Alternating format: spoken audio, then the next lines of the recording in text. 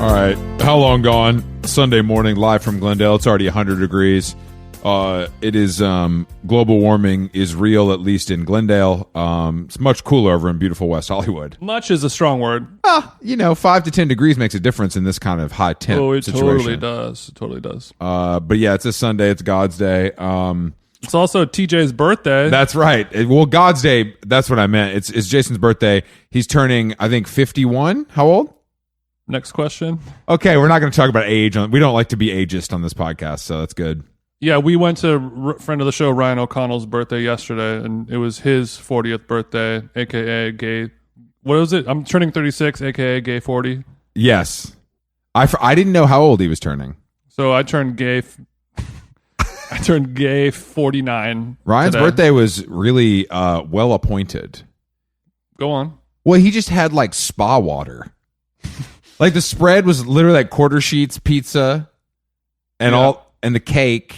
And all the like booze and shit, but then he had multiple with all of the natty wines. But he had multiple spa water jugs. Like one was lemon, and then one had multiple he got it from fruits. the things from Amazon, and this one is this one's nice. blood orange from Cookbook. Nice. This one's kumquat and lavender. Do you sage. think we were the only straight men there?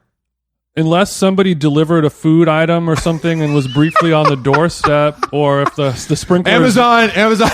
Maybe the sprinkler had an issue and they had to get called out on a Saturday. It's not cheap. But otherwise, yeah. Okay.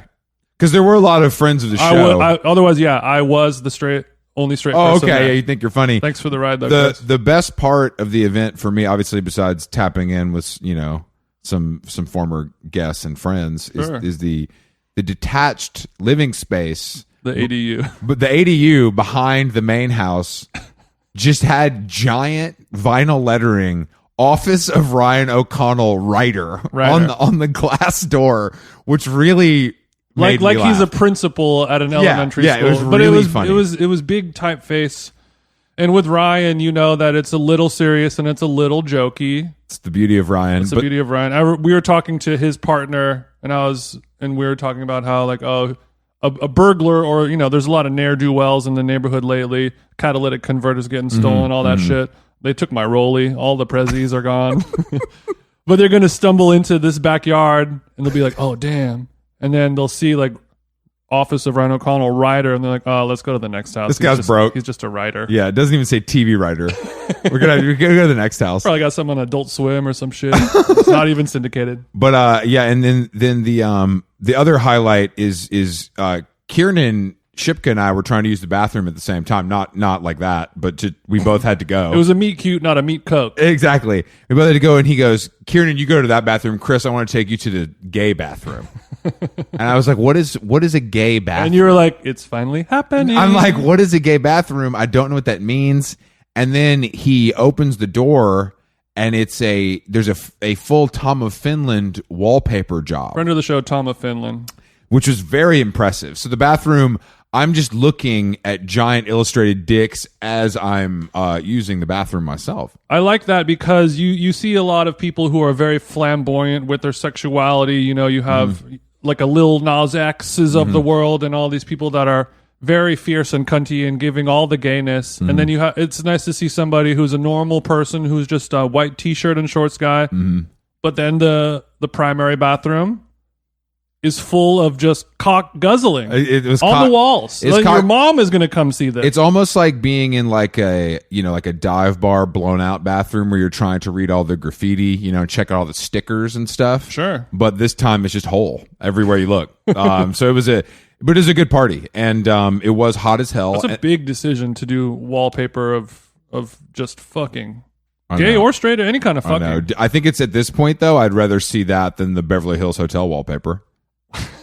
That one's more blown out. Honestly, coincidentally, that's more than any of those holes on Ryan's wall. It's more fucked out than any hole on Ryan's wall. But also, they're gonna wake up. I had 4.5 bottles of orange, 1 chuggable red, a bunch of pepperoni pizza, Detroit style, with all the crunchies and all the ranch. You're gonna be hungover as a motherfucker. Open that door. You don't want to see Tom of Finland first thing in the morning. I think that's piercing headache. Maybe Ryan. I could be wrong. Maybe Ryan chose the Tom of Finland wallpaper when he decided to stop drinking. Maybe that coincided. You open the door every morning. You're like, I guess I don't need my coffee. Yeah, exactly. I'm up. I'm up. I'm up. But yeah, it was a good time to be in Echo Park, and I do want to shout out whoever made. There was a homemade corn cookie that was absolutely delicious. Corn is trending right now because of TikTok. It was so good, and it was homemade. I can't remember. Ryan said one of his friends made it. But wow, so nice to have an artisan corn cookie, not like the high fructose corn syrup canceled milk corn cookie. It is delicious. But you know, I'm a compost guy. You know, I love my potato chips and chocolate. Compost cookie is good too. But Great now cookie. that it's become whatever capitalist cookie. You know, back in my cooler days on a Saturday, I would pop a handful of Oxys. Back in your cooler days, I'd just pop a handful of Oxys, smoke a little loud before you had to set up your guardrails, hit the Pacquiao, and then just take a stroll down to the original Milk Bar location in New York's East Village.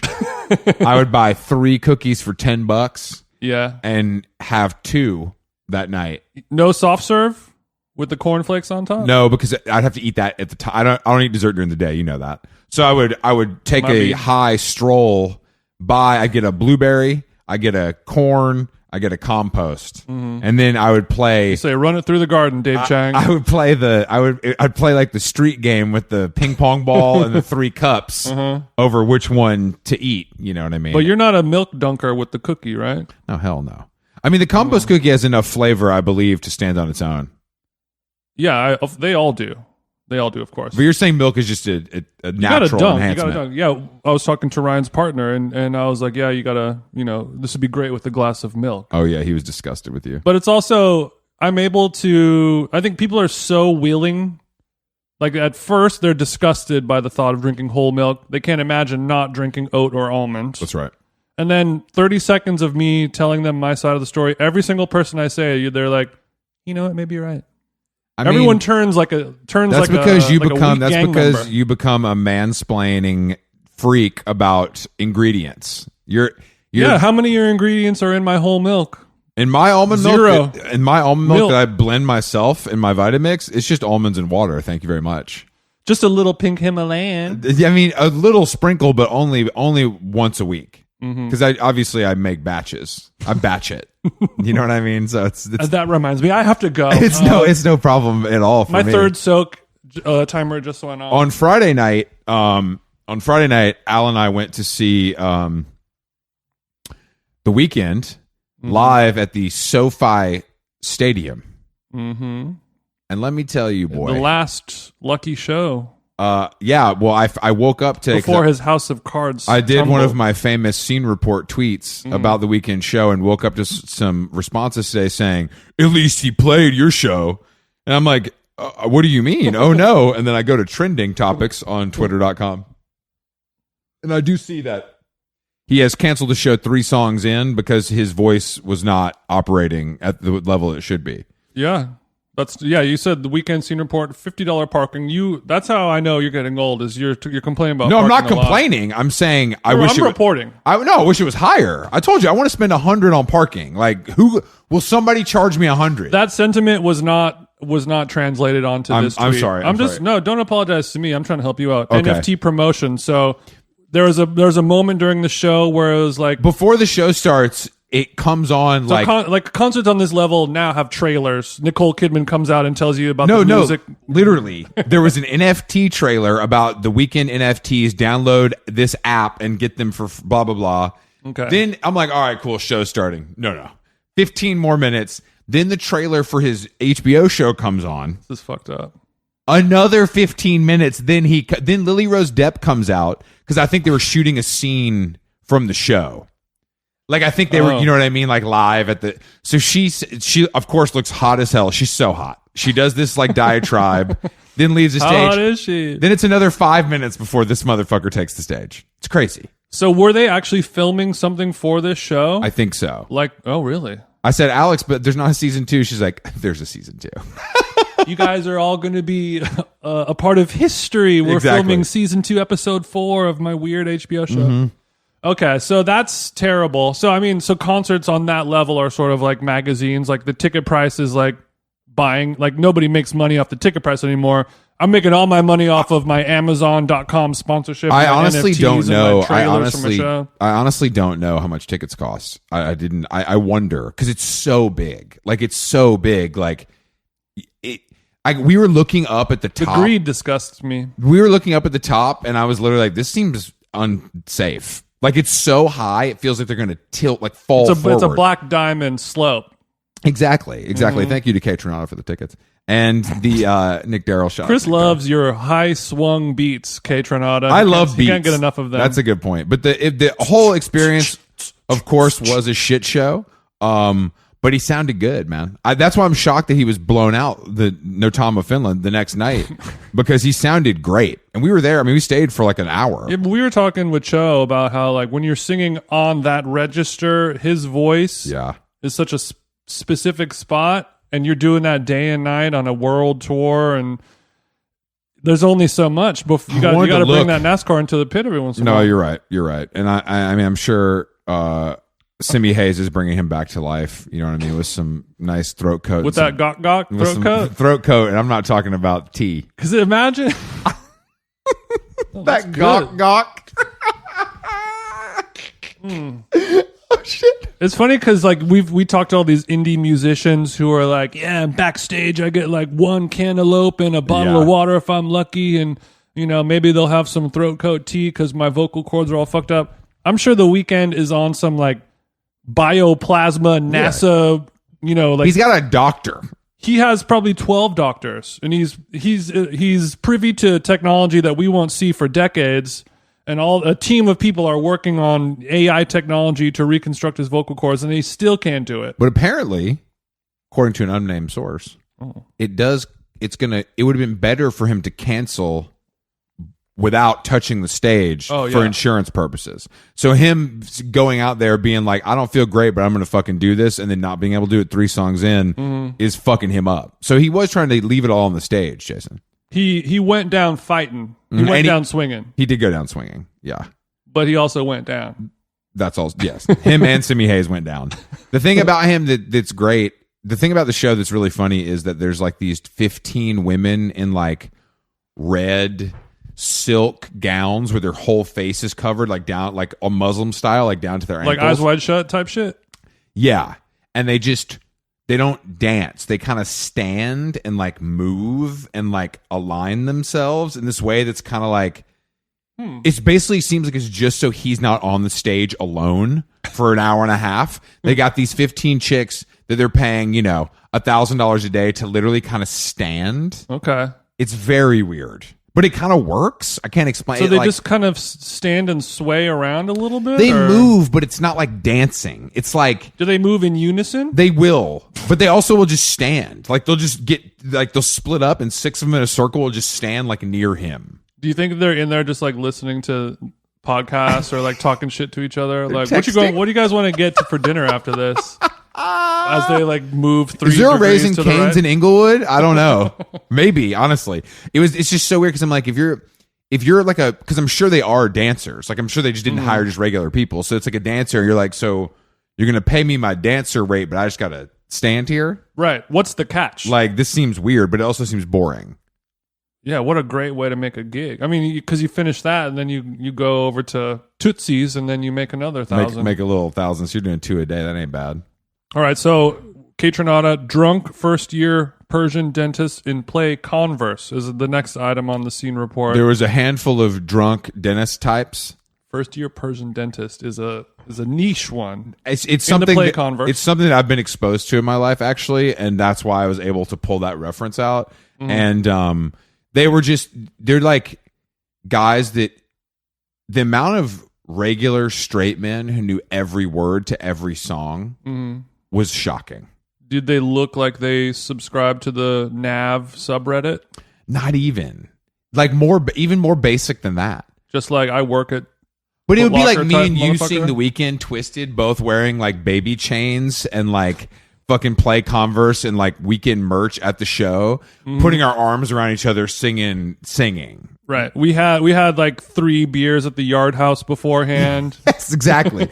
And there was also like we're gonna go home and there was fall also asleep the vibe of like the long hem tee guy with Vans on. Yeah. With his like thick chick rubbing her butt on him, you know? But it's in a stadium. It's like, bro, You're gonna listen to Blueface on the way home. This ain't the club. Like, don't rub your butt on me. It is. It's beyond the club. This was thousands of people's best day of the year. No, I agree. Which is crazy. I agree. And also, you're the only people allowed to wear play Converse, cool moms. That's it. Yeah, I agree with Otherwise, don't do it. That's a good point. Okay, the next on the list, 13-year-olds in Jordans singing, quote, "Turn that pussy to a faucet." I looked over. And literally saw a teen in Jordans with his teen boys with like a mustache coming in, like screaming along, "Pussy to a faucet," and I was like, none of these people have ever turned a pussy into a faucet. They've never seen one. Maybe online, of course. Online. On their iPhone. Okay. That I guess that's kind of every it's show. weird because like when I was 13, I was probably singing along to lyrics that were just as crass, but it was a little less wordy. The hard thing for me with R&B stylings or singing, I can't when you talk about killing people or fucking people in sing voice, I just can't take it. I'm just like, bro, you ain't doing that. I agree. I need you to say it with your whole damn chest. He's not it's not autobiographical when he sings sentences about turning the pussy to a faucet, and he sounds like an opera singer. Even though Abel is a known stick man, I mean, he's a confirmed stick man. Like, bro, you got Bella and Selena.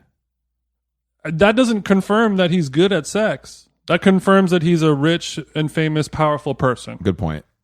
I'm sorry. He could be, but I don't know. I don't see it. I do. I think he's been on pills for a long time, right? I think he's an attentive lover. Interesting. Yeah, but I mean, if you're pilled out the whole time, I don't think he's pilled out anymore. He's on something. I don't know. I think these guys get to a point where it's like too hard to do what they're doing if you're fucked up. Like, I don't think you can. Like, he doesn't even have time to drink a beer. I don't think you can go on that level of tour and be like truly fucked up. You used to be able to.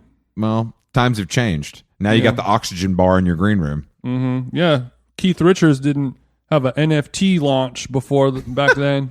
Back in my day, NFT was just another grade of cocaine. Yeah. Okay. A lot of guys alone. Just going to the weekend alone is cool. It is cool. There's a guy because I don't want it. It's like when you go to a movie alone, you're like, this is my religious experience. There was a guy next to us wearing an EXO like OG shirt, backwards PlayStation logo hat on, Vans, regular skinnies. Like this guy honestly could have worked at like a grocery store, and he was having the time of his fucking life. Yeah. And I'm like, this like reminds me what music is supposed to do. Yeah. This guy's having the fucking time of his life. He knows every word. He's recording it all. He's having so much fun, and I'm sitting here with my free ticket making fun of people, and I'm like, I felt bad about it. Don't feel bad. Feel great that we're privileged to look down on these people who derive the main source of their pleasure from a commercial concert. That's just but it's the same way I feel about when I see someone who's like really overweight exercising. I'm like, hell yeah, bro. Like, I know this is so hard for you. Like, it almost makes me emotional how happy I am to see you trying. Your life sucks, but get it, girl. Yeah, that's literally when I see somebody running on a treadmill when I know it's terrible. I'm like, this is hard. Like, you're doing something really hard, and I'm proud of you. Same feeling I had today at the weekend. Same feeling. I know what you mean. I get emotional about blind people when I see them in the streets accomplishing impossible tasks, like crossing the street. Like I'll see on there's that, but like I'll see on a video of like a blind skater. Oh yeah, those are amazing. And they're like, I'm gonna like kickflip this 4-stair, and it's gonna take me 7 hours. Bro, the blind skateboarding is insane. Yeah, with the stick. Yeah, with the so stick. Sick. They got to do their sonar mapping of all the cracks on the ground, and they just to eat shit and not know when it's going to happen. Yeah, not like great. You're like, I'm in the air and I'm going to land. I don't know when, I don't know how, and then you just get up and do it again. Those guys are great. I'm sure there's some female blind skaters too. There are. Or probably less. Okay. Yeah, and shout out to Lily Rose. Lily Rose looked great. So yeah, I mean, do we want to?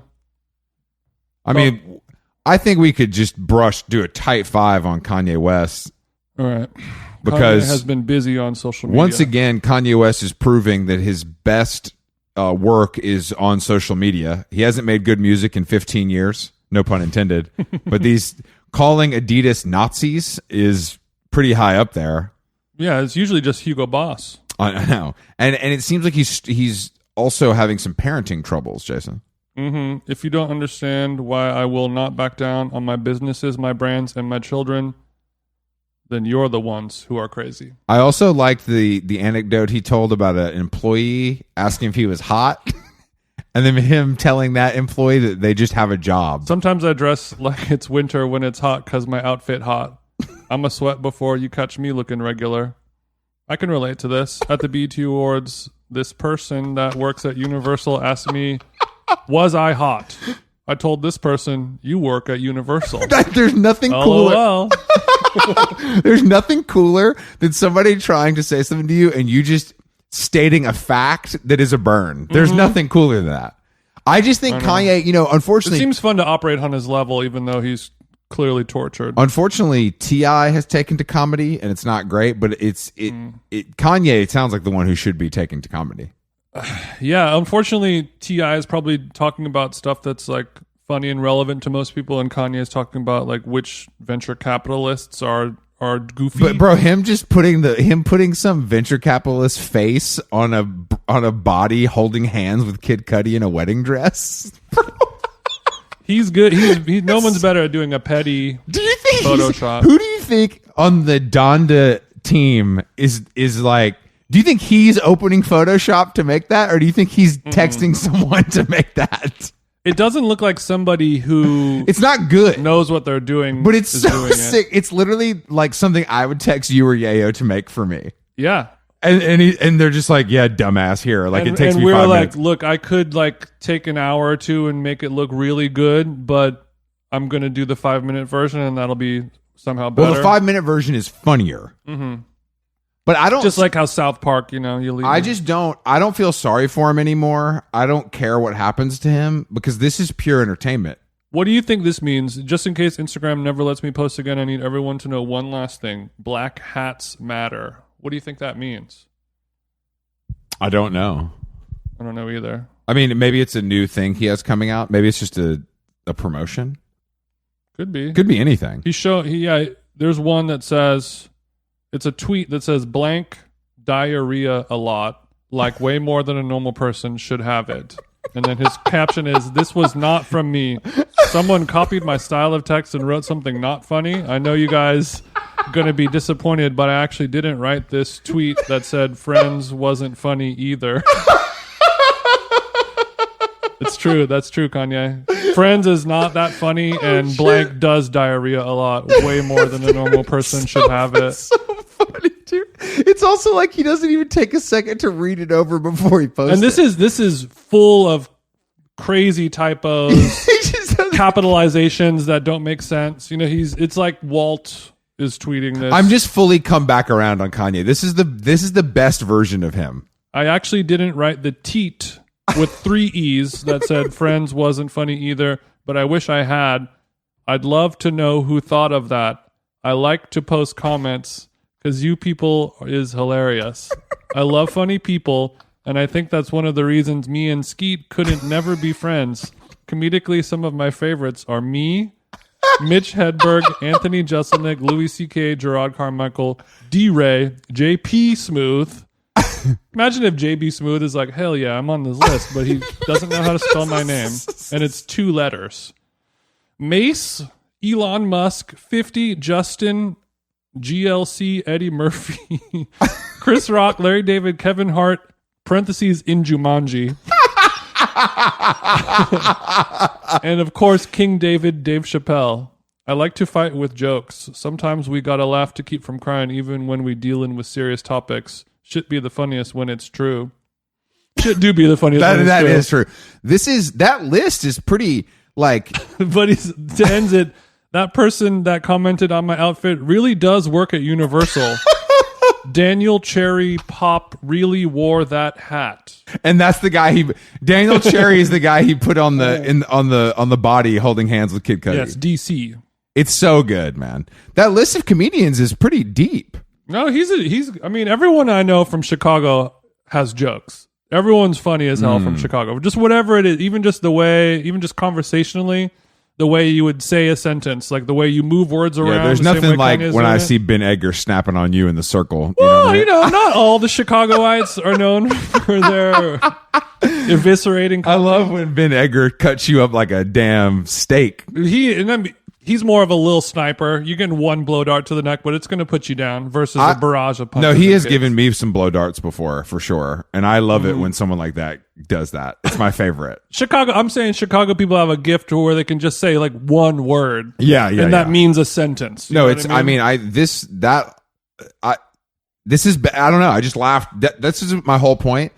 Kanye West social media that we just read for 5 minutes, better than anything I've seen on Netflix. I laughed twice as hard. Selling OC. Selling the OC is the best show on television, but it's not funny. It's sad and depressing, which is kind of funny adjacent. I did some laughing when I watched episode 1, season 1. Well, I mean, forgot most of like it. I said, it's 3 Alexes arguing about nothing. So, and then 3 hot Christian guys. One's gay. Yeah, so it sounds like your life. Kind of, yeah. All right, we do have a guest today, a Labor Day special, and Jason, it was time. This is a wild one because we're really tapping in with a goat. Yeah, we decided to rise to the occasion and book Paul Reiser. You know him from I don't know, Mad About You, the Emmy award-winning must-see TV NBC series. He's also in Stranger Things and some other stuff as He's well. He's on Stranger Things. He's got a new show coming out on Amazon, Hulu. The Boys. He has a new show on Hulu that looks really good. The new show on Hulu looks good. It looks funny. The premise is funny. He was, the Kaminsky method. He's in the Kaminsky method. He's in the first Alien movie, and he popularized flipping up the collar on your suit coat or blazer to appear futuristic. He's written 3 books. He's really done it all in Hollywood, and he couldn't have been more excited to talk to us. Yeah, you're going to kind of see, we recorded this last week, which is why we're talking about it past tense, but you're going to see a cool display of a guy who doesn't want to talk to us or do this podcast, and then 2 guys who are wondering why we're podcasting with him. Mm-hmm. But I realize the through line is like we basically just bust each other's balls, and we tell him, you need us more than we need you, and he tells us the same thing back. But I think the through line and the reason why we all get along is we bust each other's balls for an hour. We have a good time. Everyone's all happy. We're never going to talk to each other again. We all know it. Mm-hmm. But the through line is that we all agreed to do something that didn't really make sense to anyone. And then when it was time to do it, we stuck with it. We're going to make the best of this. We didn't back out. We didn't call our PR person at 11:59 and be like, "What is this? The pod cart?" No. I don't want to do that. Like so many other famous people can do and do all the time. He was like, I told these people I'd do it. Paul's a soldier. He's a soldier, and he's a mensch. And he's back on the road. He's doing. I think that's part of it. Is that I think these guys that come, as much as I disrespect stand up, I do think it's a very difficult thing to do, especially when you're Paul Reiser and you're very rich and you have the only reason to do it is because you like it. There's no other reason to do it, and I have to respect that because that's like a good quality. Yeah, it's just that some people love the challenge of model train building. Mm-hmm. Some people become sommeliers, and some people just have the Jesselnick's disorder. Mm-hmm. But yeah, check out our chat with Paul, and then we're back next week with more pods from New York, and big announcement on September 7th. Shit. More shit happening in How Long Gone land. Mm-hmm. I know you're excited. Hold on to your fucking hat. So yeah, enjoy this talk with Paul Reiser. He's a great guy. He busts our balls really well, and it's cool to talk to an old pro who's been talking forever. The reason we do this podcast is not just to talk to bands on polyvinyl, but also to talk to absolute legends that have that my parents actually know. That's nice. Yeah. I'm going to tell my mom every time she's like, "Who's on the pod?" I'm like, "Oh, this girl wrote a column on Elle magazine about," and she's like, "Oh, okay." Oh, you like Mama, right? You saw like, bro, you saw Mad About You, right? She's like, hell yeah. Oh, I love Helen Hunt. Shit. Paul, so you're coming out of the gate swinging, busting balls, and we kind of like that. What's going on, Paul? We wake up on the wrong side of the bed this morning? Oh no, this is where I live. Now, have you always had this much attitude, or is this something you've developed in your older age? Well, I've been an old guy since I'm 22, maybe. Okay, I started young. Sure. So just so I know, this is it. We're in the thing now. It's not like you're going to get a little interview. This whole thing is the podcast. That's it. Yeah. But it's audio only. We just turn on the camera so we can get a nice look at you. So I get a nice look at the young men that I'm chatting with. That's right. Yeah, we want to remind you how good it can be. Bingo. You know. But I will say you did say when we get a TV show you'll get some real equipment, and that does hit below the belt. Obviously, I'm sorry. I'm sorry. No, you deserve it's better. okay. It's okay. I don't deserve better, and that's the thing, because until I have a TV show, no one will care about me, and that's the problem with podcasting. Well, as far as I know, this is the only podcast out there, so I think you're in great shape. That's good. I could be wrong. I'm not up to date, but as far as that's the first one I've heard of. It's the only one you need to care about. I won't say it's the only one that exists. Certainly the only one I care about. Exactly. And unfortunately, since the space is getting clogged, much like your beloved, television. Yes. So it's kind of becoming a problem for us to stand out, How long have you been doing this? About 2.5 years. Yeah, we've had some success. Luckily, we're able to get guys like you to join us. It is a little bit easier than TV. It just requires two of us. There's not, you can't see, there's not 50 people behind me somewhere. Nor here. But it's interesting. Many years from now, we will look back and somebody will do an expose about what came out of the pandemic, how culture changed because a million podcasts and people said, gee, I have time to write a book. I have time to reflect. I have time.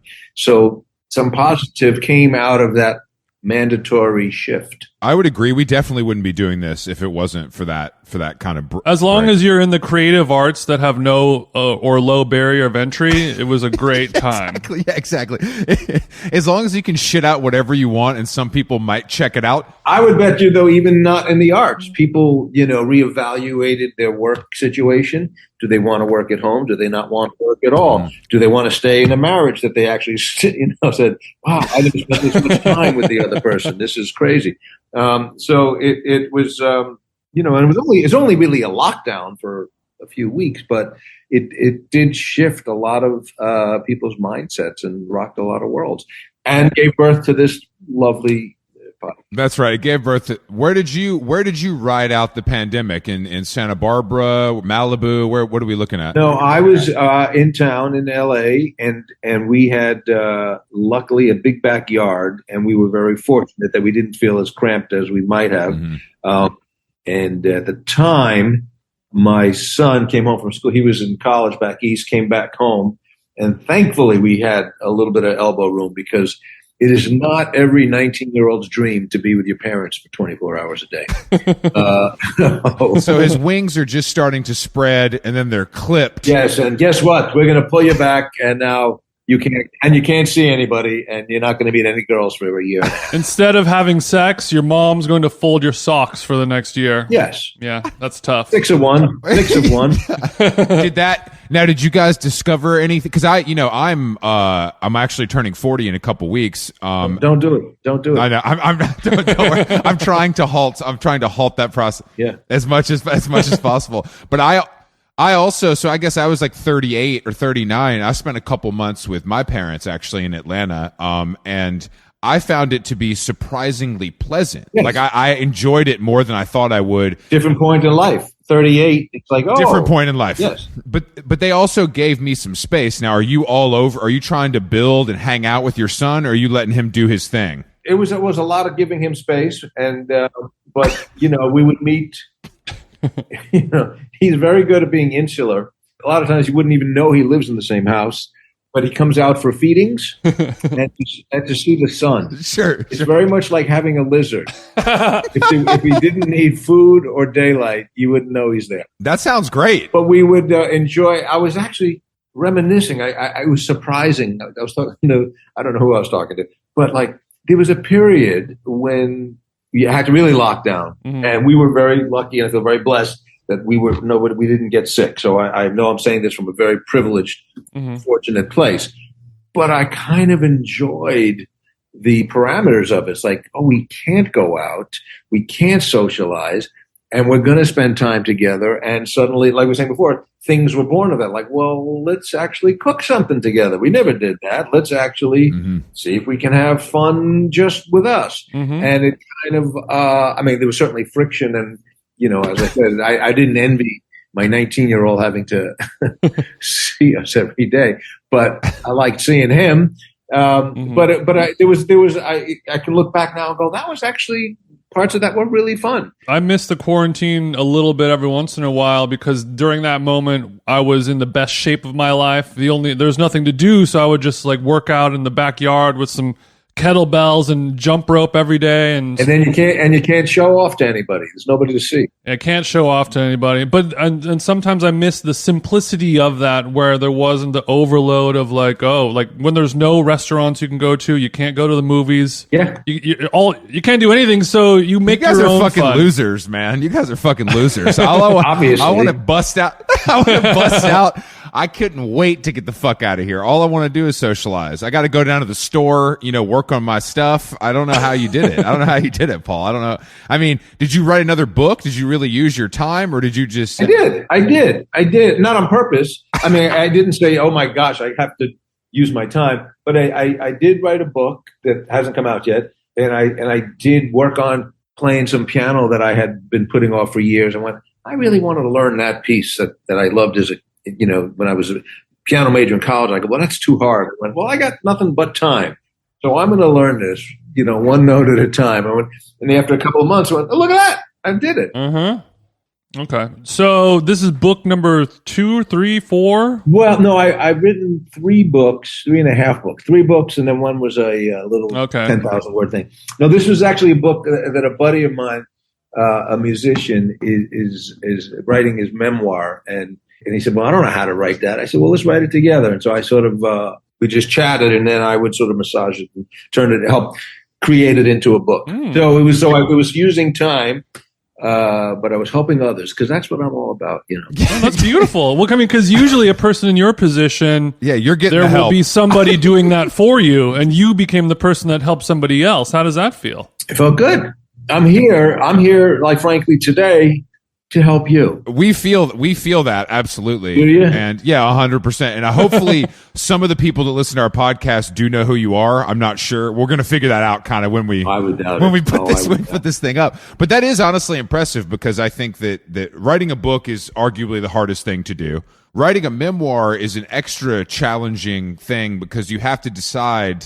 I'm of the belief that you have to really let it all hang out for it to succeed. Warts and all. Yeah, that's the whole point. But I'm sure there's some stories that maybe your buddy wanted to kind of leave on the chopping block because they were incriminating to him or others. Yes. Well, it was his story to tell, and I would say, well, put it down and we'll cut it out later.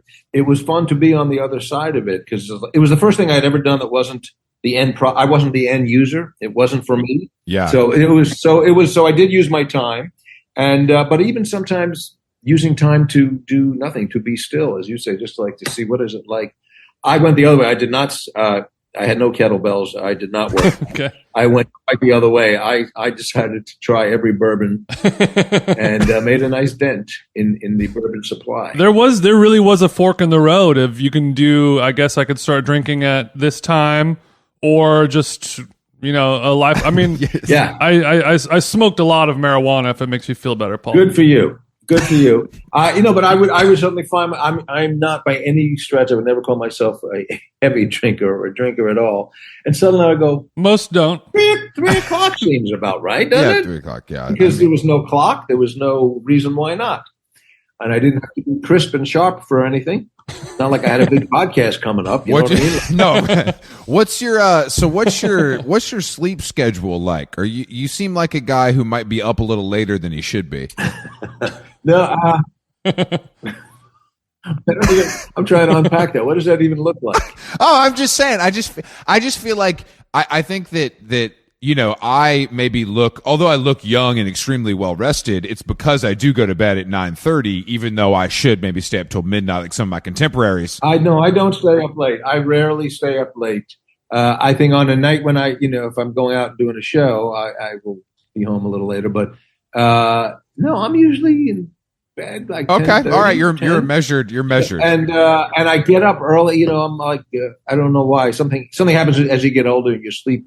I always say I can sleep in tomorrow till 9, 10. No, we're up at 5:30 over here. It's called CEO hours. Something you should think about because you're not working hard enough, from what I can tell. I mean, I've seen your CV. I checked out the Wikipedia. There's a lot of shit on there. You know what I mean? But I don't know how much effort you're putting in. You know what I'm saying? Well, the key to my success is very, very shallow work. There's not a lot of so the volume is impressive, but the quality is quantity, not quality. Yeah. That's actually what we do because we do 3 of these a week, so we're kind of on the same program that you're on. Yeah. It's a volume game. Oh, to do what I do with quality, that would take a lot. I don't have that in the tank right now. Yeah.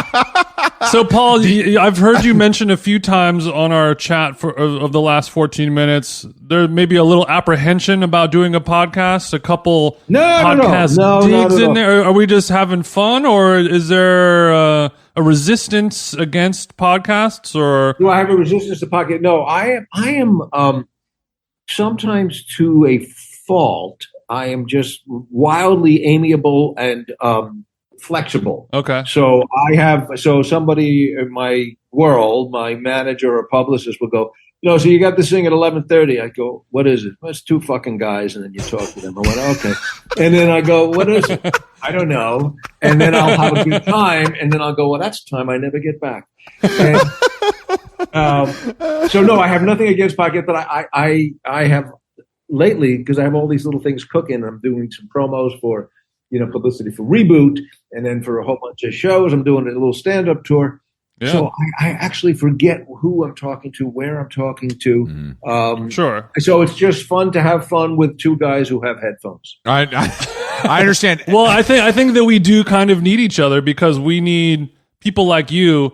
Legacy entertainers, comedians over decades. We like talking to real pros like you, sure, and not just some like loser who just wrote a book that has no personality. No. So, but you need us because we are exposing you. We're the gatekeeper to expose you to the young people. You know what I mean? How many young people are listening right now? Oh, I would say several tens of thousands. Young people, and then for the old people, maybe more. My old people don't know how to find It's also a 70-30 male female split, if you were wondering. We can kind of get into that. If you're looking to advertise for some of your dates, we can send over more information. I'm not looking to do anything. I just have too much time on my hands. But I'll tell you what's funny now is like somebody said, because there is a new wave in my audience, which I'll see when I do stand up for the longest time, would be people my age. So it'll be 50s and up.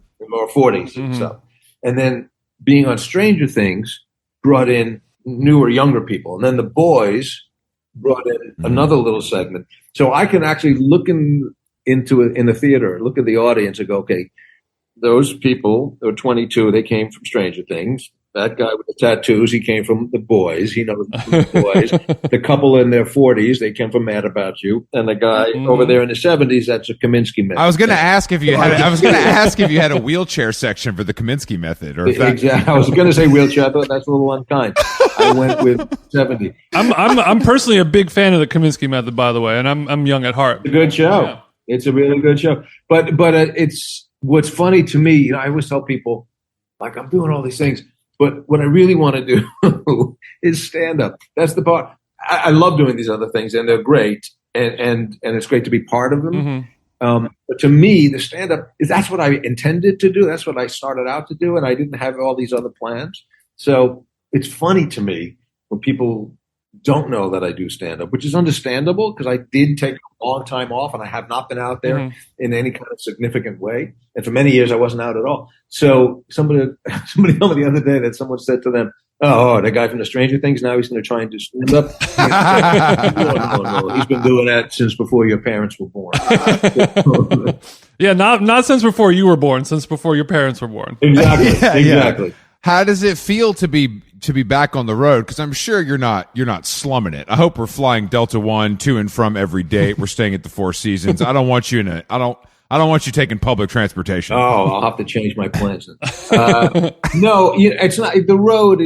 Even when I was young and single and starting out, I never was like a road guy. I would go out for weeks at a time. So it's a very gentlemanly schedule. I'll go out like every other weekend. I'll do one show or two shows. Mm-hmm. It just so happens the next couple of months I have more things planned than I have in a while. Because every time I actually said, let's just do 3-4 months of just let me go out 4 or 5 days a week, and then well, you want to do reboot? It's like, oh yeah, that's a great show. Okay, so I can't do anything for those 3 months. Well, I'm going to go make a movie, so forget those 2 months. So you got $1 holding up a dime, is what it sounds like, Paul. It's a nice problem to have. So I certainly don't mean to sound complaining, but I actually love the idea of doing stand up more because it really does. It's such a tangible difference when you do it night after night after night. Like you do it more often. It's like the material grows, you grow. It's a living, breathing thing, and it's always fun to me. I was telling somebody, I said, there are very few things that you can do in your 60s that feel like you did when you were 18. In fact, there's nothing. But stand-up. I was just thinking, I got nothing. But stand-up it's actually identical. It's like, hopefully I'm better now than I was when I went up audition night in college in 1970, whatever, 4. But it is as low tech and old school as a thing can be. There's no app to speed it up. You just have to get out and the more you do it, the more you grow. Only way to do it is to do it. Yeah, we sort of talk about that all the time, where this podcast is sort of like stand up for us, where it's just us bullshitting and talking, and you kind of come up with little ideas and write little premises down the same way that you might for stand up, and then all the things that you do in your life become content that you talk about. So I'm sure as a stand-up, you're always thinking the same thing. So the more shit that you're doing, then the more stuff you have to talk about on stage. For sure. How many of these have you done so far? We're creeping into 400. This will be 384. Yeah, we're creeping in. So we've done a lot. I bet you if you ever listen to the first one, and you'll probably. I'm all good on that, Paul. I'm all good on that. I'm not really looking to revisit, kind of. You know what I mean? I don't watch maybe the first 100. I don't watch game tape. That's Jason's shit, because Jason does all the technical side of this. I do all the booking. So he's more in touch with kind of how we've improved and failed. Well, it's not failing. It's just you get better at it, and you find out what you like doing, and you go deeper and you go wider. As in anything, hopefully you get to be. You get to grow. Do you have a problem looking at your game tape when you record your stand-up? No, I actually find it helpful. If I go down to work out at a club in LA and they'll tape it, and if I'm doing 10, 15 minutes or something, I will watch it that night while it's still in my head. I go, okay, that's why that joke didn't work, or that's actually that I didn't remember that, but that's a funny thing. To watch a long set, it's a little tedious. To watch it, an hour and a half of myself is a little bit demanding. You really got to psych yourself up for that, I'm sure. Yeah, I actually just go, you know what? Let's just. But the other thing is, even if I watch it, I go, and I do make a note, I don't know how to actually make that note. Like, where do I write it down? And would I ever read that wherever it is I wrote it? So, it's really just all. You're just telling your brain, like, sure, I should remember that. And your brain's like, all right, guy, you got it. Yeah, write it down. Got you, Chief. That's why I could never, in school, I could never take notes. I don't know. It was a disorganization thing.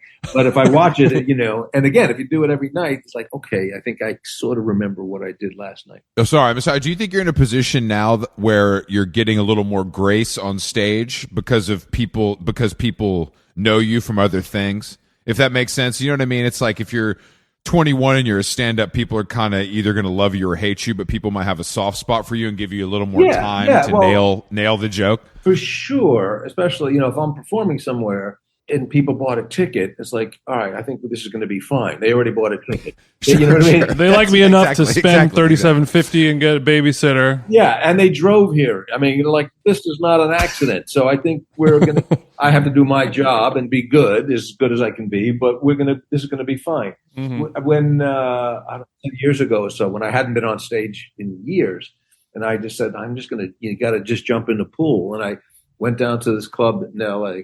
They introduced me, and it's like, and the crowd was like, oh, it was really like nice ovations, like, oh, that guy from the show. Mm-hmm. That lasts about 4 seconds. Sure. And then they calm down. They go, we don't, dislike you, but like their attitude is, what is it that you wanted to say to us? And I go, I don't know. And it was really, I had to sort of walk through it. Like, I only have 3 minutes of jokes, but it was. And they're like, oh, those were jokes? Okay. But what I learned was it wasn't even the material. It was getting the confidence. I did by accident. Somebody had posted a thing from back then, from like 10 years ago, when I was really, and I hadn't found my comfort zone yet. And I was like, oh my God, I look so horribly unsure, because I didn't know what I was doing.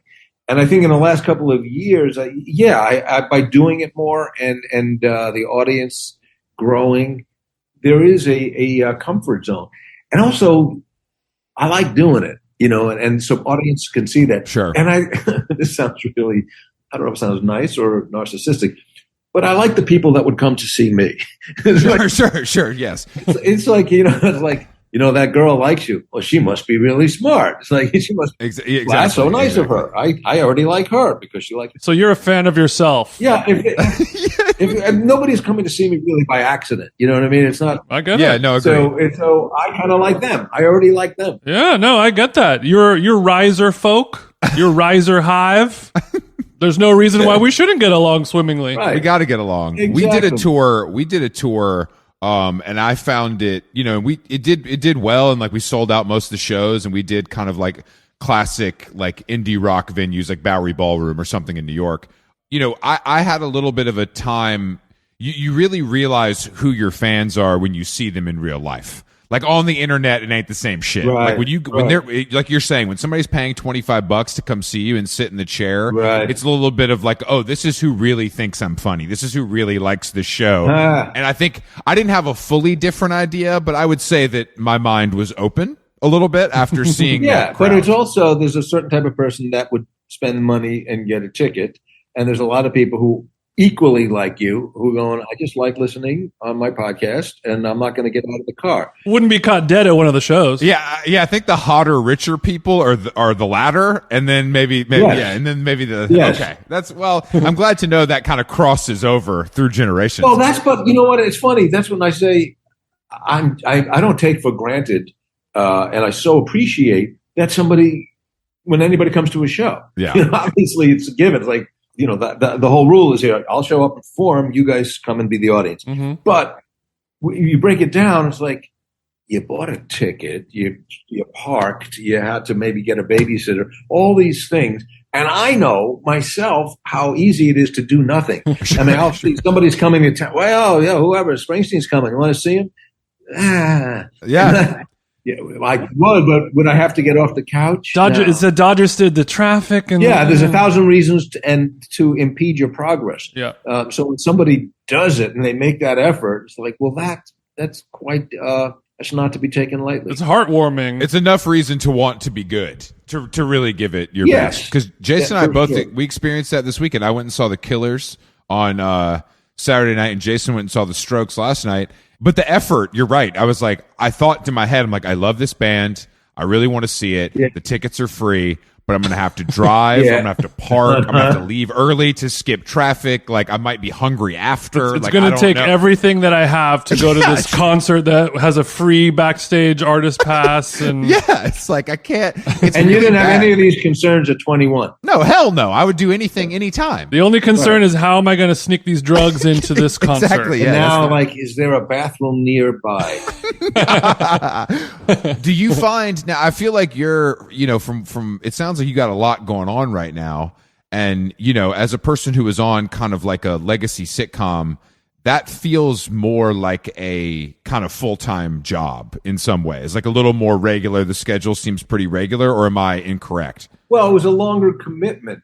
The old school model of network television. First of all, if you're lucky enough to get a show that gets picked up and it's a hit, you're sort of contracted for usually 7 years.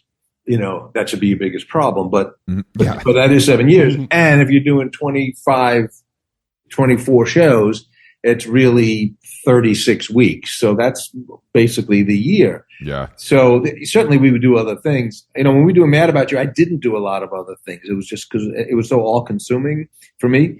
And now the new model is so, I find, so much more appealing.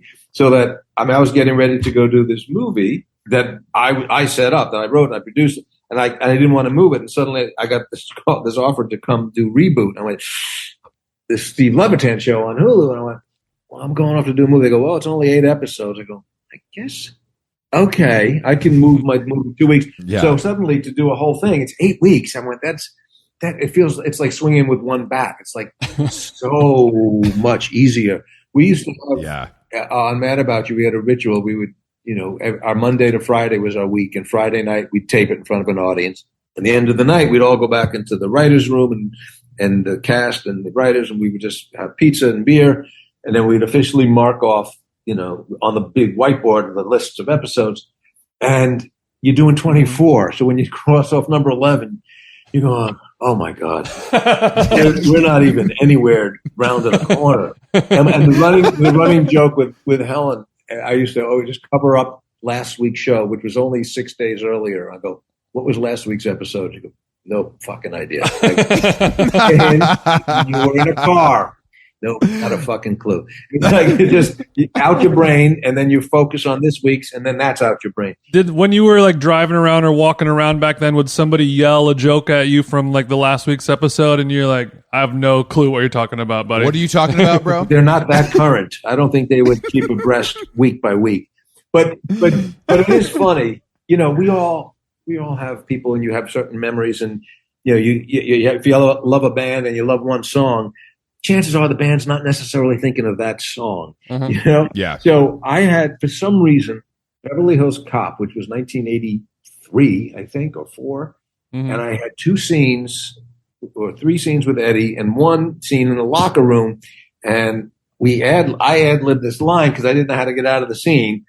The boss is yelling at Eddie, and I'm listening and overhearing, sticking my head in front of the boy. He yells at me, and I go, "Hey, this is not my locker."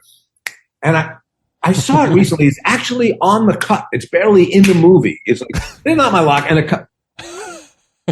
40 years, people come over to me and go, "Hey, this is not my locker." And I go, "Really?" But like this year, I was on a show, and like every crew member, "Hey, I love that. This is my locker joke." I went, "Really? All the jokes we put in Mad About You, none of those appeal to you." But and what's really weird is that sometimes people come over and they'll do their twist on it. And for years, I didn't get it. So I'd be in the airport, and somebody would go, "Hey, this is not my suitcase." And I go, "What? Huh? No, it's my suitcase." "No, this is not my suitcase." I went, "I don't know why are you talking. I don't get it." I went, "Oh, you're doing the joke. Okay." So yes, but I have nothing but appreciation that somebody enjoys a joke, and I know I've gone over to.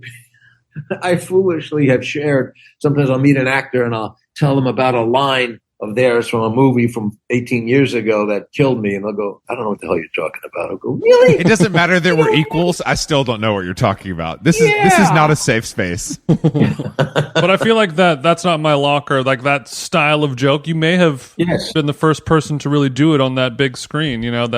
That improvised line. Style of joke. It was not even a joke. It was just, how do I get out of this? How do I get out of this scene? Yeah, but it's a thing that kind of popped up more in the 90s. Growing up, I'd see it in little movies and things like that. So, It's so funny. But anyway, yes, but it's you never know. And I'll tell you what was really nice about getting out and doing stand-up again, besides actually doing stand-up, is I would often do like a meet and greet afterwards and sign books or sign whatever and take pictures, whatever, anybody comes by.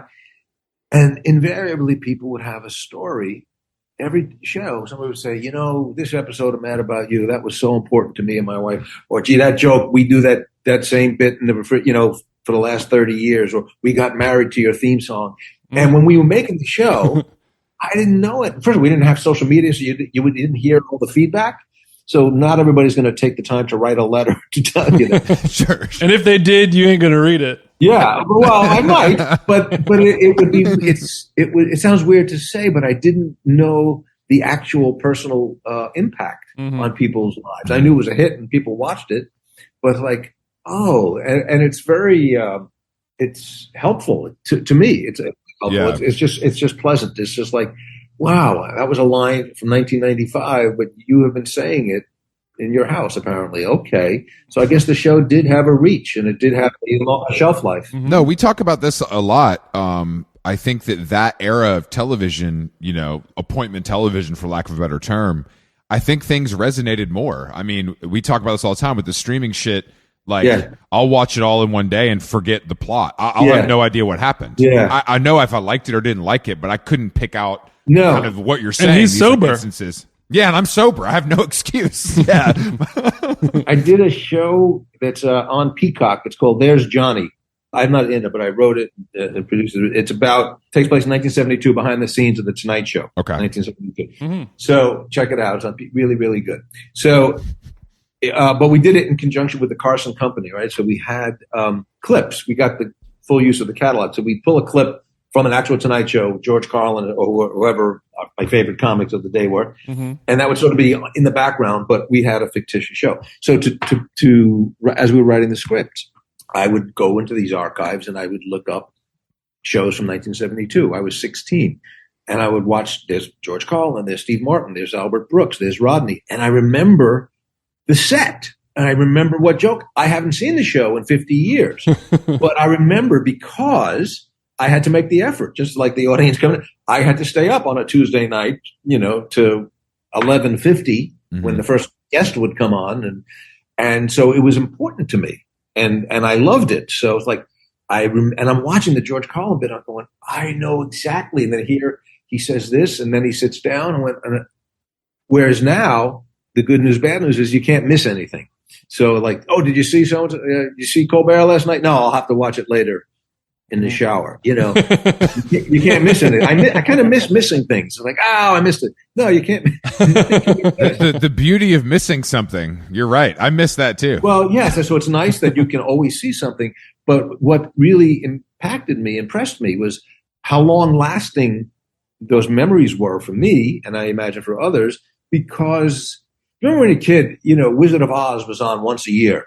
And you go, oh, it's on tonight, and you watch it because you can't see it any other way. It's like, well, now you can see anything, anytime, so nothing is important. No, that's my whole theory. That's my whole theory is that we get so wound up about things, and like the discourse around it is so intense that by the time it gets to a certain point, I'm just like, I don't even know if I care about this anymore. Like, I don't know if I'm not watching this movie to enjoy it. I'm watching it to form my opinion about it. When somebody asks me at the dinner party, what do you think about this? Well, actually, I thought this. Yeah, that's an interesting take.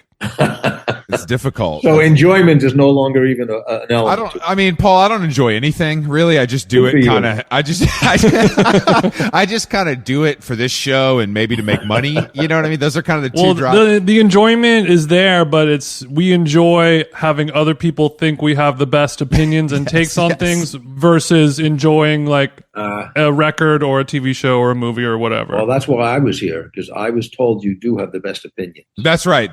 Good. I'm glad somebody's doing their job over there. Yeah, goddamn right, somebody's Paul. doing their job. So, I want to talk about Reboot because it seems like a very interesting kind of meta plot line about a show being rebooted from, I guess, the 80s, like an 80s sitcom being rebooted. Well, here's what's really sad. It's actually a show from 20 years ago, which would be 2002. So way back is already in the 2000s. That's how old. Yeah, that does make me feel sad. And it's sort of like Hulu is in the show and it's on Hulu as well, is what I gathered from the trailer. Yes. So it's a show about Steve Levitan had this idea when all these shows were being rebooted. He thought, well, that would be itself a funny premise for a show. And as he tells the story, he said, can't believe nobody else did it. He said he kept thinking somebody would do it. And then when they did, he said, I guess he should do it. So it is a show, a Full House type of show, very safe, soft family show. And it's a young, hip woman writer who wants to bring it back, but she wants to revitalize it and make it more socially relevant and change the very nature of sitcoms. So instead of everybody saying and doing the right thing, these are going to be flawed characters with not necessarily neat endings. And I play the guy who created the original show, who's coming out of retirement because it's my show. You can't do it without me. But I want to keep it how it was. Like, can we just make it funny and cut out all the evolved social content? Mm-hmm. So for me, it was in that world to do a half-hour sitcom, but it's not about the sitcom. It's about how you make it.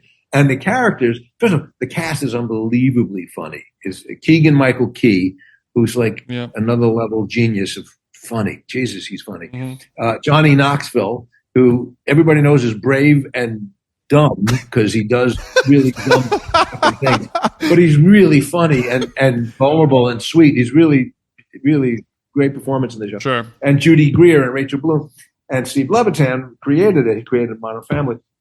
So it was one of those things that's like, well, I can't not do this. This is really going to be great. And it was great fun. And it really does ring true. I mean, it feels like, there were days that I forgot I was doing a show about a show. I just thought I was in the show. And somebody said, well, aren't you afraid it's going to be too inside industry, too inside baseball? It's like, it's not. I mean, it's very accurate. And there are a couple of things that you'll enjoy more if you've been in a writer's room, and you might just fly by if you weren't. Mm-hmm. But it's actually about characters who, in a really funny way, are rebooting their lives. And like, they all need this for different reasons.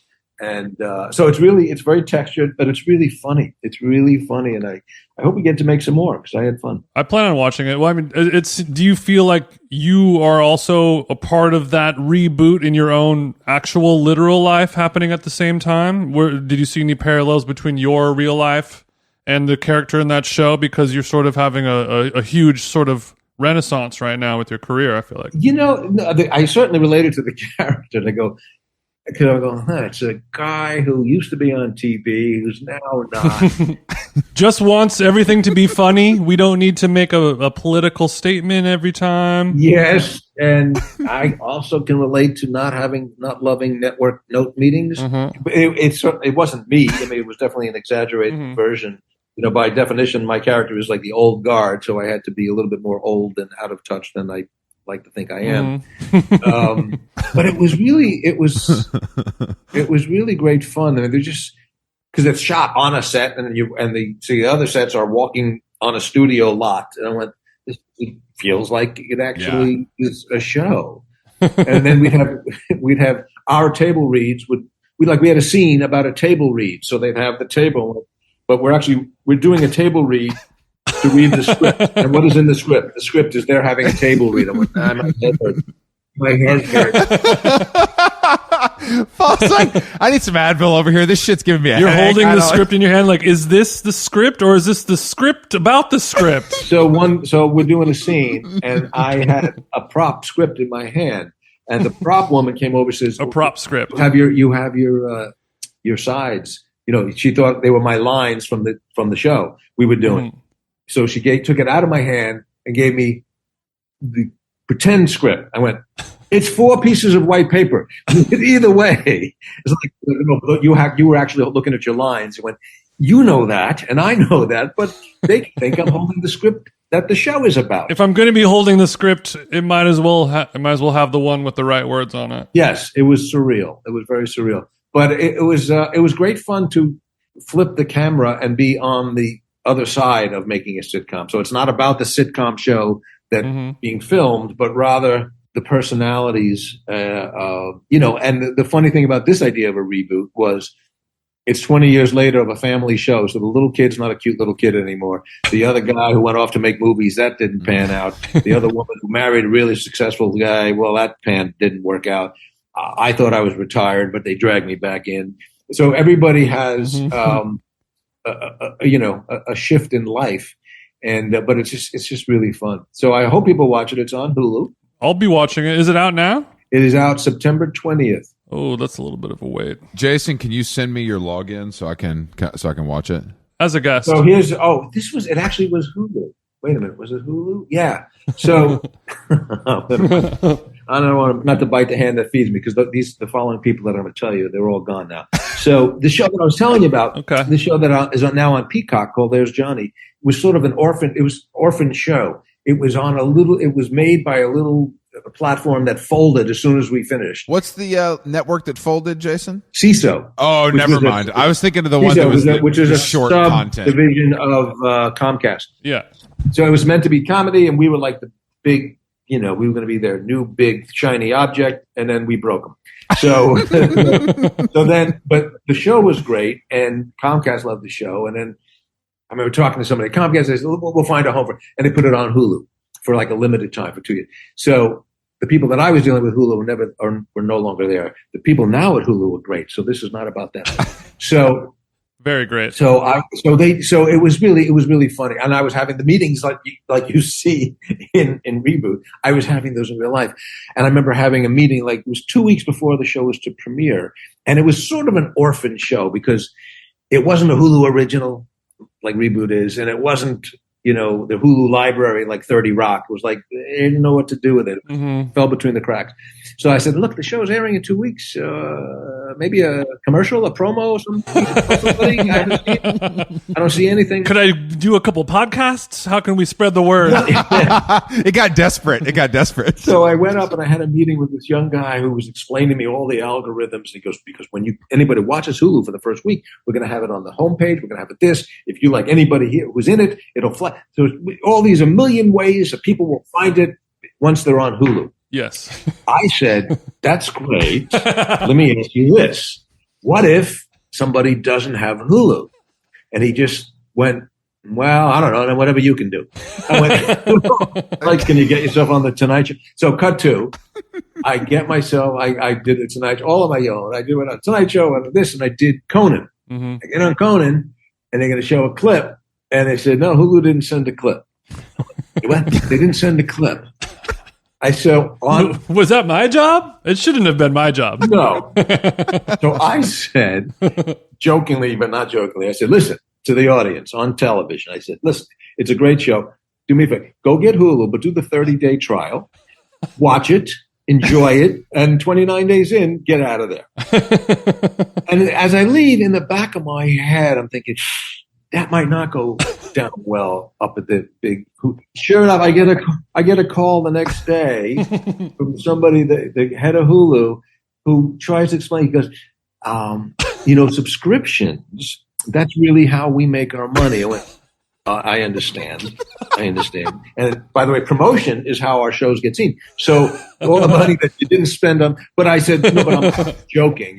Clearly I was kidding. All right. I'm on Conan. It's me and Conan. We're joking. He goes, I know, but people take that. So I had to go out and like do a disclaimer. Like, no. And kidnap, like, oh, for God's sake, get the full, spend your money on Hulu for a year. Whatever. But it was like, oh my God. And so there's one joke, it's in the trailer of Hulu, which is one of my favorite lines in the whole season, where the young executive comes over and says, I just want to introduce myself. I'm new. I'm work at Hulu. I'm new to humor. They say, oh, great. What do you do there? I'm head of comedy. I'm new to humor. New to humor. But that sounds like a hilarious premise, but those things have happened hundreds of times in the last 5 years. Hundreds of times. I had a meeting once years ago with Mad About You, and there was an executive change at NBC. And I met the new head of comedy, who 2 months earlier was head of drama. And I went, what happened in July? Did you get funny? What was the shift that they said, you know where you should be? Instead of being sad, be funny. But I remember having a meeting because Mad About You was being changed a lot. They were moving it around. And you mean time slot wise? Like time slots. Yeah, so they kept moving it really to the detriment of the show and the audience. People said, I don't even know where it is. I went, I don't even know where it is. But I remember going up and it was a very pivotal moment, having a meeting with the head who's no longer there. And I'm sitting on a couch and there's a TV behind me and he's looking at me, but I see he's glancing up at the TV periodically. And I was saying, well, it's really important that the show stay put for somewhere. Just pick a spot, blah, blah, blah. I'm really pleading my case. And he kind of goes, I said, what's funny? He goes, nah, Geraldo's. He's like, what show are you talking about? What show are you talking about? He's watching Geraldo while I'm sleeping. You want some sushi, Paul? Geraldo's killing me right now. Paul, you were, let's go back to stand-up. You just did a show in Orange County, my hometown. You just did a show in LA a few days ago. Yes. I'd like to know kind of the difference between those two crowds, if you noticed anything at all. No, not really. Not really? Crowds are usually the same. Orange County is a longer drive, so I was a little more sweaty. There's something, it's so funny. I'm playing a lot of theaters and performing arts centers, and just to sort of get the machinery going, I'm just doing some clubs. And in a way, I sort of prefer them because that's how we started. So like, I like when people have a drink and there's some movement. The first time I started playing in theaters and the people are just sitting there with their coats in their laps looking at me like, what are you staring at? This is not, Hamilton. There's no show here. Talk amongst yourselves. Yeah. Let me see a little. So I like the immediacy of a club. I like, thank God. And both those clubs in Burbank and Irvine I did were, they're right in front of you. And, I like that. I like them. Yeah, it's less of a performance and more of just everyone's hanging out and it's a whole thing. Yeah, but it should be, or not for everybody, but at least for me, I like the connection of seeing the people and like, I'm actually telling you these things. This is not like a scripted show. I'm telling you some funny things that happened to me. It is a lot of give and take. And when they're right there's a lot of give. Do you go see comedians? Do you go see concerts? Like, do you see bands play? Are you out like that? No. I'm in bed at 9:30. I don't go anywhere. No, I don't. Whenever I do, I go, oh my gosh, this is fun. We should do this more. There was a great line in one of the Mad About You that my friend Vic Levin wrote, and it was after they had a few months after they had a kid, and they were inching their way back to being intimate and sexual each other, and we're in therapy, and the therapist says something about like, well, have you guys had sex? And the line that my friend Vic wrote goes, sex to us, it's like Canada. It's right there, but we never go. And that's how I kind of feel about as a show. It's like, but when you do, you go, oh, we should do this more often. This is fantastic. Who wrote that's this? How I feel. Yeah. That's how I feel. We talk a lot about restaurants and the LA, dining community.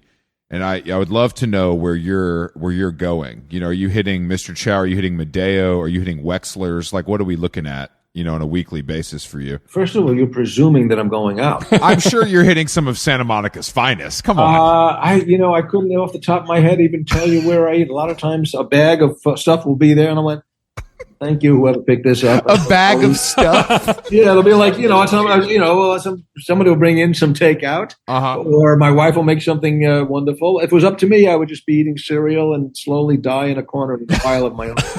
Cheerios it is. Damn. Okay. I thought maybe you would give us a deli ranking at least, but Cheerios it is. Cinnamon Toast Crunch for Paul. No, you know what? I don't think I've ever been to Wexler's downtown. I know it's great. I've had food from there. Never been in there. What about like the 90s LA dining there we scene? Go. You over at Spago, you had the Ivy, you doing Coke at Katana. Well, this will be useful. This will be useful for your audience. What restaurants did Paul eat in 30 years ago? Who wouldn't want to do that show? We don't care. Paul, unlike you, we don't care about our audience. That's what you got to understand. We're out for only ourselves, See, I'm good friends with Phil Rosenthal, and he's having a big hit with his Somebody Feed Phil.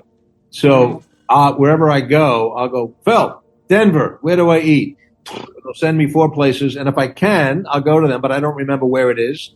And nothing goes in my head. I just drive there. Yeah. And if we go in LA, he'll pick a place. I just park and then I eat and I go home. Nothing goes in. I love the idea of Phil dragging you to fucking, the middle of nowhere to have some food that's too spicy. Yeah, but what's really fun is, he's a bit of a genius, and he's made this beautiful world where people, and his show is great, and it really is touching people because it's about food, but it's really become about much more than food. It's really about community and living the world. Yeah. It's a great show. Because, by the way, sometimes he'll pick a place and he'll go, well, this is the best ramen in the world. And I'll go, it's ramen. You know what I mean? It's like, no, like, can you taste the difference? I go, to be honest, no, it's hot. It's like a noodle with wet. It's like, I don't see it. But God bless, but I believe, and I will swear to it, that it's better than anywhere else because you told me.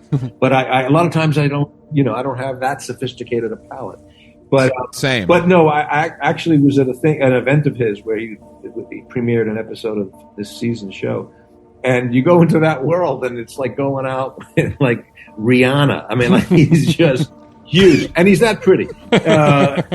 Off camera, he looks like Rihanna. You wouldn't think so. A thin Jewish guy, yeah, it looks like Rihanna. But in the foodie world, I mean, it's like he's. No, he is. He goes on TV. He eats a bite of food, and he looks like a baby. Kind of makes the face of a baby. Yeah, let's badmouth the show. No. I mean, but that's what his draw is. That's his magnet. Better than the other way around. Better than to have a baby eat a food and make a face that makes him look like Phil Rosenthal. That's a show. I'm saying he has a childlike wonder for the culinary arts. You know what I mean? He does. He does. All right, I gotta go do his show. He does. Okay, believe it or not. Yeah. No, I don't know when is this going to air. I don't know when this will air. Later this week. Okay. This will be behind it, but I am now on the East Coast in South Carolina. Oh, beautiful. You'd think so. And I'm about to do a show. 4 o'clock. A 4 o'clock you're show. doing. Oh, this is stand up at 4 Stand p.m. up. Yeah, I'm doing a show. By the way, it's a Monday at 4 p.m. It's a Monday. And there's a show. It's a beautiful performing arts center. There's a show at 4 and 7:30. The late show is. So did Bingo cancel? Because it's a vacationy, upscale resort area. Are you like outside of Charleston? I'm guessing. Not that far. It's on the island on Hilton Head. Oh, okay, sure. So yeah, that crowd's a little. And this is a gig. It's just a show that it's been rescheduled like at least twice because the last couple of years. I think it was going to be the summer of 20, and then they moved it. So I'm finally doing it. But I literally go to 2:30, and comedians pace themselves. Like 2:30, you start getting ready to go to the theater. 6 o'clock, and then 8 o'clock curtain, 4 o'clock curtain. 4 o'clock is me coming home from high school watching Superman. I don't know how to do a show at 4 Sure. So I'll have to come back another time and tell you if it is horrible or if it's. I'll need to know. Absolutely. But no, Paul. And thank you for explaining because we assumed that was just an excuse you were saying to get off this podcast. Well, I would have gotten off anyway. I got to go do a show. If I may, a little of you guys goes a long way. Thank you for that's going to be our quote for a book jacket. A little goes a long way. How long gone? Yeah, well, that's perfect because we only wanted a little. Well, you got the right guys. Perfect. Thank you, Paul. Enjoy the show. All right, we'll guys. See you soon, man. Thanks again. Later. All right, thank you. Take care.